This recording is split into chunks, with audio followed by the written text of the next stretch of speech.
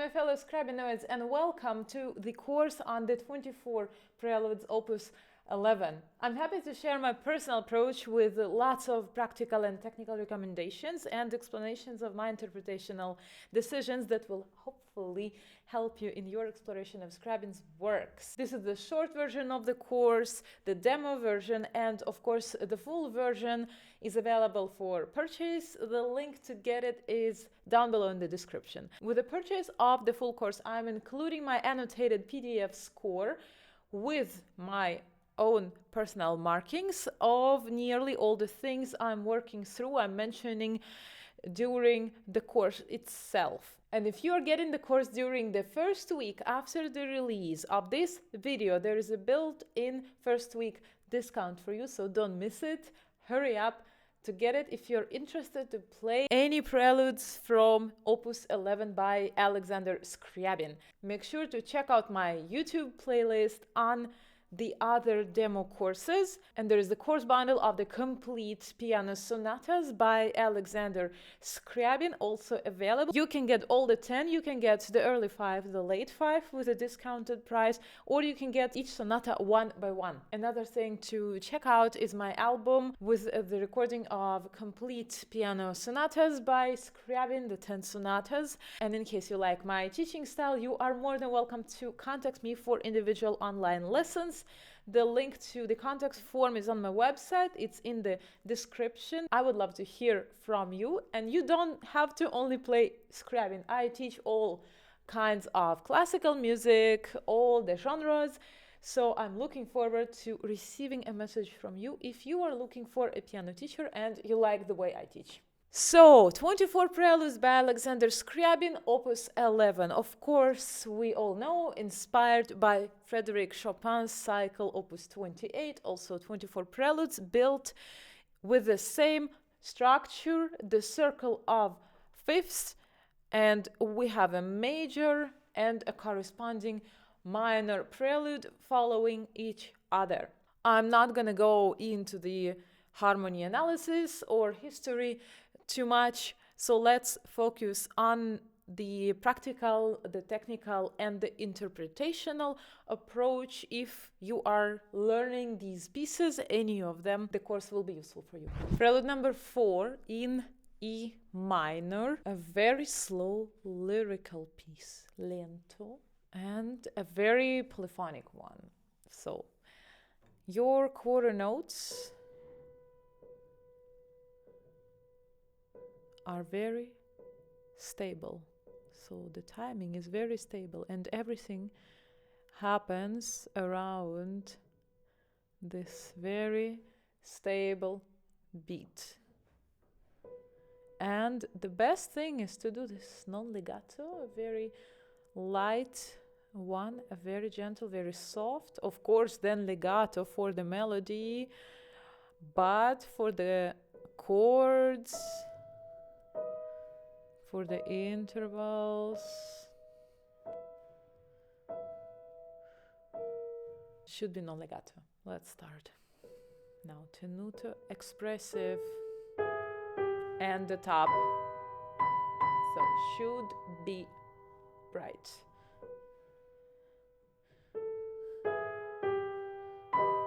Five, 1 in the left hand. So 5, of course, here in the right hand, the pinky, very bright, should stand out. Weight, so very gentle sound with the weight, but tenuto and very firm still.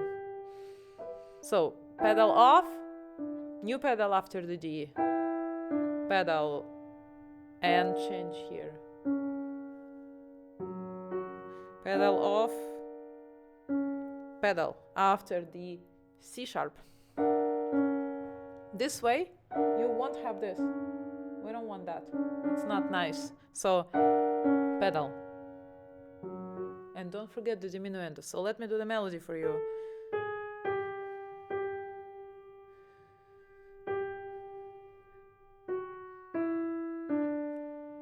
This is very important to play the second D with the thumb very quietly, because the natural tendency is going to be, yeah, We don't want that. We want a very elegant one. And a diminuendo. And exaggerate the dotted rhythm, please. Longer, shorter note is shorter, ta-da. So not ta-ta-ta-ta, but ta-ta, ta-da, ta-da. And now soft pedal. And very, very, very gentle here. A little bit more of the top, but this is super quiet. And the top is this. So not so quiet. For the top itself, change the pedal. Listen to just that. Pedal off here on the F sharp. And the diminuendo. I know it's not written, but you need it. Change the pedal and change. Listen to this. Okay, keep going. Rest for the left hand. Change the pedal. Yeah, and then same thing. More. Syncopated. So listen to this and change the pedal. Same thing now. Legato left hand and no accent on the second A. Yeah, so to avoid, you're done. Ta ta ta ta ta. That's Scriabin. If you accentuate the A, and if you don't emphasize the dotted rhythm, there's no point in this prelude. This is how to not lose the line. Quiet. And now? This is typical Scriabin. The dotted rhythm should be exaggerated. A life hack that can be applied to any Scriabin's dotted rhythm. I promise. Gentle. Change. Change. So listen to this. Yeah, and now a new one, a new phrase with the left hand. And listen, I would start with 1 and then 2, 4, so I can open my hand here. Yeah. And show the top. Now it's a duo. They sing together. Yeah, so your chords, your intervals, accompanying intervals have to be very quiet. Quiet. Top. Not yet. Not the full crescendo yet. So more. Breathe here. Pedal off. Da da da da. More for this one. And keep going now. No accent. Because if you play, that's it. Your line is over. You need a longer line. The slur is going on still. So less accent, quiet, yeah? To continue. Continue still. So da da da. Yeah, don't scream yet. Go with a micro diminuendo for phrasing, and then still. Here is your main point, and then diminuendo, diminuendo, diminuendo, legato. Still, the tops are very important. So if your tops are like this, your chords have to be pianissimo. And now, change the pedal, keep the left hand. So you have this, yeah, and then number 18, F minor, a fiery, flying, passionate prelude, full of octaves, full of chords, full of impulses. And again, I'm gonna be boring and say yes, legato melodic lines. So let's figure out what is happening here. The right hand has to have tenuti. It's not written, but at least that should be the attempt, because the easiest thing to do is to just play short chords, but that's not gonna give enough power to this piece. So you need a little bit tenuto, I think, for the Scriabinesque drama, for this entire conflict.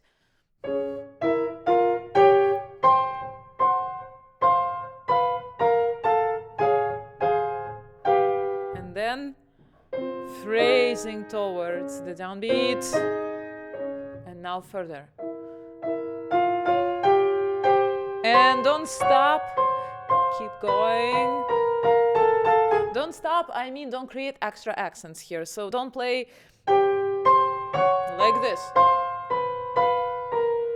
Yeah, always remember that you have to play the repeated note slightly less than this one, and then again, and that's gonna create a seamless line, slightly, yeah, not too much, so it becomes then bumpy in the other direction, but you have to try to unite that and to not stop at the bar lines. Okay, let me show you what to do with the left hand. So you have to know where you're going towards and where you're going from. You're going towards this one and ease out here. So use the energy from the F and ricochet here. And again, build up. So lift and fall and ricochet. And I use the pedal on the downbeat and then gently taking off. And now again, but ease out, diminuendo. Now the same thing as before in the beginning. Ricochet from the downbeat.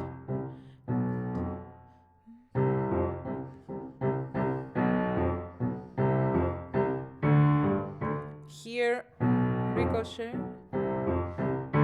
But remember that that's the melody of the left hand. The same thing. Slightly faster, but practice slowly a lot. Here you have to know that you go down, use your wrist, down and then horizontally, and then up, and then down, horizontal and up, and then again, but not too much up. Now I'm exaggerating so you can see. That would be approximately how much you should lift, not too far. And then, I know it's fortissimo, but don't bang on every single note. You have to know which note is stronger. The rest is going to be supplemented to you by the resonance of the instrument. Don't worry, you're going to be loud anyway, so take it easy. Here is important. And now here, and diminuendo now.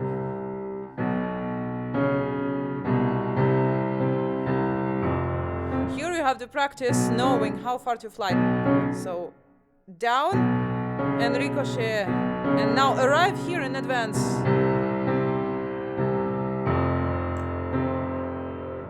Now let me play this part slowly, hands together.